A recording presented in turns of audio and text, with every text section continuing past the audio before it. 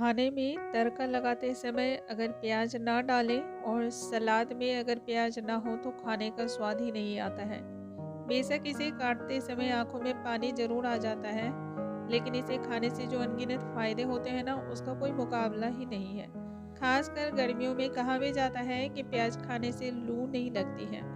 दोस्तों, आपको इस बात को जानकर बहुत ही हैरत होने वाली है कि प्याज सिर्फ लू से ही नहीं बल्कि डायबिटीज और कैंसर जैसी बीमारियों से बचाने में भी मददगार है। आज इस वीडियो के माध्यम से हम प्याज के बारे में ऐसे तमाम आयुर्वेदिक गुणों के बारे में विस्तार से चर्चा करेंगे। साथ ही इसे खाने के तरीके भी बताएंगे। अंत में प्याज खाने के नुकसान भी आपको जानना जरूरी है, तभी आप सही तरीके से इसका इस्तेमाल कर सकते हैं और कब इसका इस्तेमाल नहीं करना चाहिए ये भी समझ सकते हैं। उससे पहले दोस्तों, यदि आप हमारे चैनल पर पहली बार आए हों तो चैनल को लाइक, शेयर और सब्सक्राइब कर लें।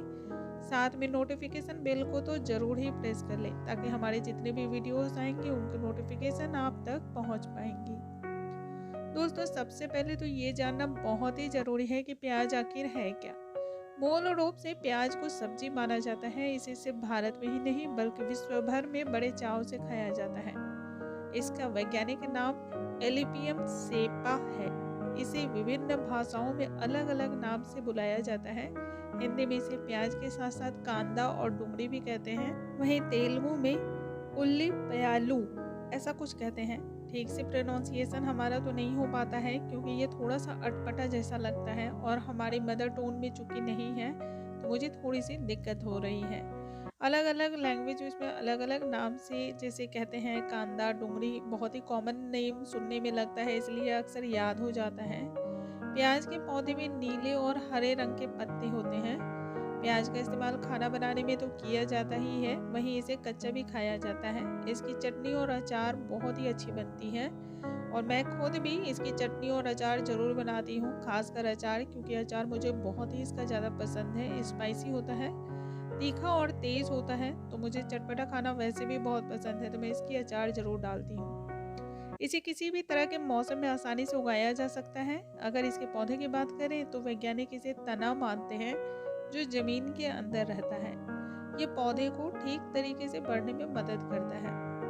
दोस्तों, क्या आप जानते हैं कि प्याज कितने प्रकार के होते हैं? अगर नहीं जानते हैं तो हम यहाँ पर आज आपको जानकारी दे रहे हैं। विश्व भर में प्याज की कई प्रजातियां पाई जाती है। हालांकि उन सभी के बारे में यहाँ बता पाना संभव नहीं है, इसलिए कुछ खास प्रकार के बारे में आपको जानकारी दी जा रही है। जैसे कि पीला प्याज, मीठा प्याज, सफ़ेद प्याज, लाल प्याज, हरा प्याज और लीक प्याज।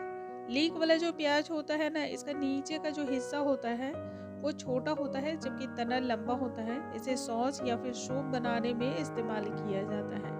अमूमन हम सभी के यहाँ जो है ना लाल या फिर जो है सफ़ेद वाले प्याज का इस्तेमाल किया जाता है, क्योंकि ये कॉमनली हमारे आसपास के एरिया में जो है ना बहुत ही आसानी से मिलता भी है।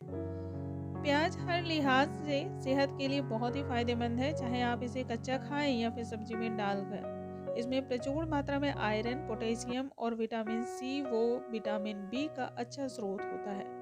साथ ही इसमें मैग्नीज भी होता है जो सर्दी और जुकाम से आपकी रक्षा करता है। जैसे कि मेरी आवाज़ों से ही आपको नजर आ रहा होगा, समझ में भी आ रहा होगा कि मुझे जुकाम हो गई है, तो मैं तो प्याज का सेवन जरूर ही करूँगी।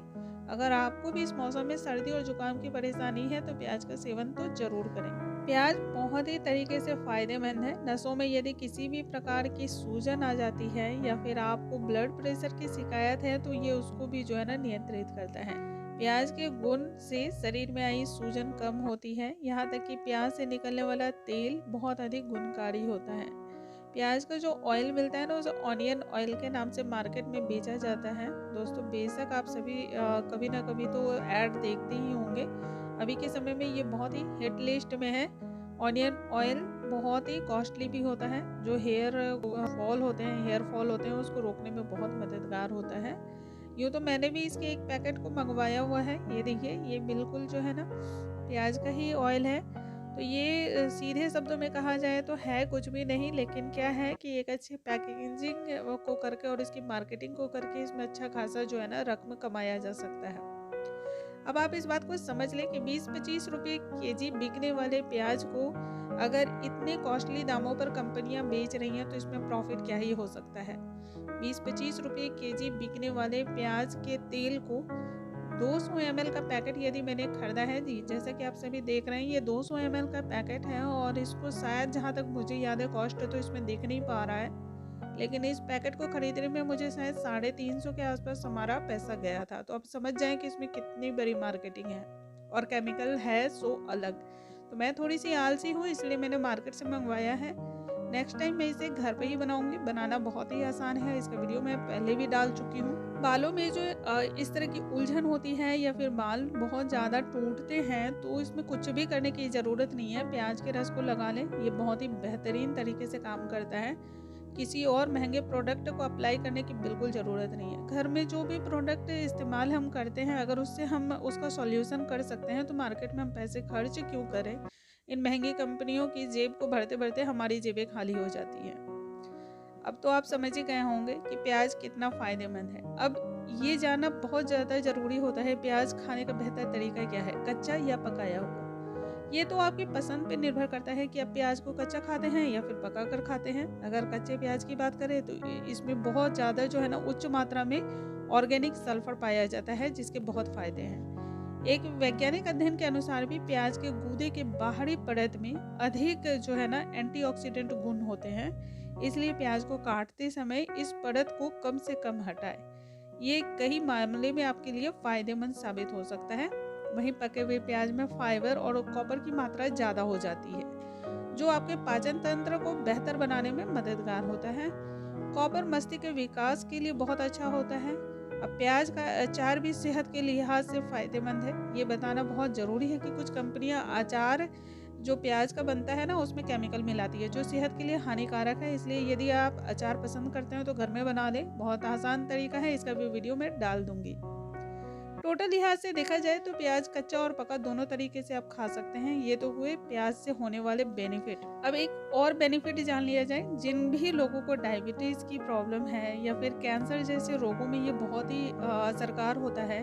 पाचन तंत्र को ये दुरुस्त करता है, साथ ही हृदय रोग से भी जो है ना ये बचाता है, हड्डियों को मजबूत रखता है, किसी भी तरह के सूजन और एलर्जी से राहत दिलाता है, मुंह को स्वस्थ रखता है, कान के दर्द में भी ये राहत दिलाता है। बहुत सारे गुण हैं, जितने भी इनकी तारीफ की जाए वो बहुत ही कम है। तो इसके साथ ही दोस्तों अब जानते हैं कि इससे होने वाले नुकसान क्या हैं, क्योंकि नुकसान को जानना भी उतना ही ज़्यादा ज़रूरी है।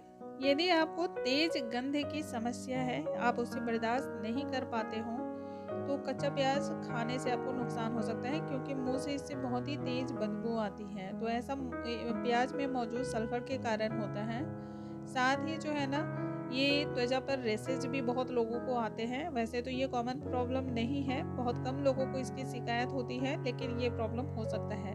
यदि आपको एसिडिटी की प्रॉब्लम है तो ये आपको और भी ज़्यादा बढ़ा सकता है। इससे उल्टी और सीने में जलन भी महसूस हो सकती है। इसे ऑब्जर्व करने की ज़रूरत है। साथ ही यदि कोई भी प्रेग्नेंट औरतें हैं, महिलाएं हैं, तो इसका सेवन कम मात्रा में करना चाहिए, क्योंकि अधिक मात्रा में इसका सेवन करने से सीने में जलन होती है। दोस्तों यदि आज की वीडियो आपको पसंद आई हो तो ऐसे और भी बहुत सारे वीडियोस के लिए हमारे चैनल पर बने रहें। अगले वीडियो में एक नई टॉपिक के साथ फिर से मिलूंगी, तब तक के लिए नमस्कार दोस्तों।